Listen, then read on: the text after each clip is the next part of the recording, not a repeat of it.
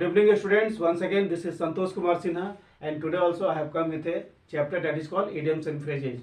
And this chapter is very important from exam point of view, especially in the SSC exam like CGL, CHSL, and many more things. So let's see what are the questions and how to solve them properly without wasting our time. So let's see what are the questions and what are the correct answer. जैसा कि मैं आपको कल बताया था कि आपको मैं सिर्फ यहाँ पर करेक्ट आंसर दे रहा हूँ, लेकिन किसी भी एग्जाम में आपको 4 ऑप्शन मिलेगा A, B, C, D. जो करेक्ट आंसर होगा उसको आपको टिक मारना होगा. So let's see what is the first question of today. First में बोलता है टू बी एट सी. ये क्वेश्चन बहुत ज्यादा आता है एसएससी में, और वैसे भी सारा क्वेश्चन मैं एसएससी सीजे लेवल का ही दे रहा हूँ. टू बी एट सी, और कभी कभी देता है टू बी ऑल एट सी, कभी कभी ऑल लगा देता है. टू बी ऑल एट सी, इसके मीन्स होता है लॉस्ट एंड कंफ्यूज, यानी कि वो एक आदमी जो खो जाता है और पूरी तरह से जो कंफ्यूज रहता है. That is called in English to be all at sea, means lost and confuse, यानी कि खो गया और पूरी तरह से कंफ्यूज हो गया. Now let's go to question number 2. To bite the dust. To bite the dust means have nothing to eat, यानी कि जिसके पास कुछ भी खाने के लिए नहीं होता है. That is called in English to bite the dust. Now let's move to question number 3. To take one's heels. ये क्वेश्चन भी ज्यादा पूछता है एसएससी में, खास करके सीजीएल और सीएचएसएल में. इसका मीनिंग होता है टू रन अवे, यानी कि कोई चीज लेके जब कोई भाग जाता है. That is called to take one's heels. Now let's move to question number 4. Cold comfort, हम वो बोलता है कोल्ड कंफर्ट. इसका मीनिंग होता है बहुत कम संतुष्ट होना. स्लाइट सेटिस्फैक्शन, यानी कि सेटिस्फैक्शन हुआ और बहुत ज्यादा कम. That is called slight satisfaction. Now let's move to question number 5. और रेड लेटर डे, ये भी क्वेश्चन देखे होंगे कि एसएससी में बहुत ज्यादा पूछता है. और रेड लेटर डे, इसका मीनिंग हो गया a memorable day, means a very important day in one's life, किसी की जिंदगी में कोई खास दिन. Now let's see what is our question number 6. चलिए देखते हैं कि हमारा अगला क्वेश्चन इडियम्स ऑफ फ्रेजेस से क्या बोलता है. Now let's move to question number 6.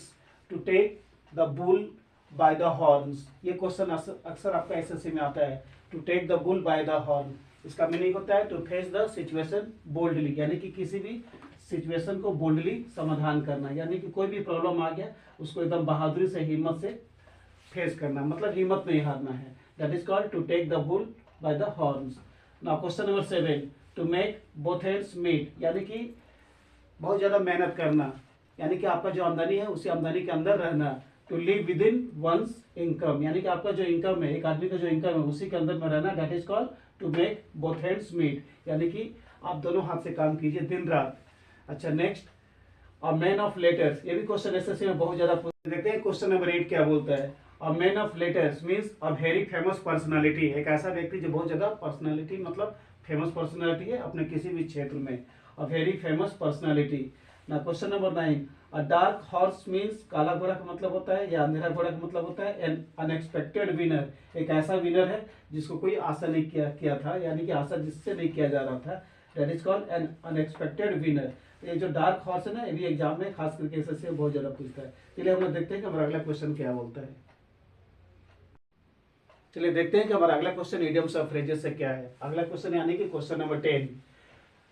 Keep the wolf from the door, यानी कि वुल्फ को डोर से बाहर रखना, यानी कि having enough money to avoid hunger and need. यहाँ पर क्या बोलता है देखिए, having enough money to avoid hunger and need, यानी कि खूब ज्यादा पैसा कमाइए जिससे आपका हंगर और आपका जो नीड है ना वो आपका जिंदगी से अवॉइड हो जाए, यानी कि दूर चला जाए. That is called to keep the wolf away from the door. Having और to have enough money to avoid hunger and need, यानी कि आपका जो हंगर है और जो नीड है उसको अवॉइड करने के लिए खूब ज्यादा पैसा कमाना. That is called to keep the wolf from the door. और question number 11 is the gift of the gap. ये भी क्वेश्चन अक्सर एसएससी में मिलता है. इसका मीनिंग होता है कि एक ऐसा आदमी जो इंप्रेसिवली बोलता है, यानी कि बिना कोई डर का, बिना कोई झिझक का एकदम बोलते जाता है. वन हु स्पीक्स इंप्रेसिवली, यानी कि बहुत ज्यादा अगर बोलता है तो बहुत ज्यादा इंप्रेसिवली बोलता है, यानी कि फ्रीली फ्रैंकली होकर बोलता है. That is called the gift of the gap. 12th तो बोलता है to pay heed means to be attentive. A person must be attentive towards one's goal, एक गोल के प्रति एक आदमी को अपना अटेंटिव हो जाना चाहिए, यानी कि उसको बोलता है to pay heed. Heed means attentive. ना question number 13. A herculean task. ये जो क्वेश्चन है ना एसएससी में बहुत ज्यादा पूछता है. Herculean task means a task which requires great effort, एक ऐसा प्रयास, एक ऐसा काम जिसमें बहुत ज्यादा प्रयास लगता है, यानी कि सिंपली हम लोग बोल सकते हैं अ वेरी डिफिकल्ट टास्क. तो हम लोग देखते हैं कि हमारा अगला क्वेश्चन 14 और 15 क्या बोलते हैं.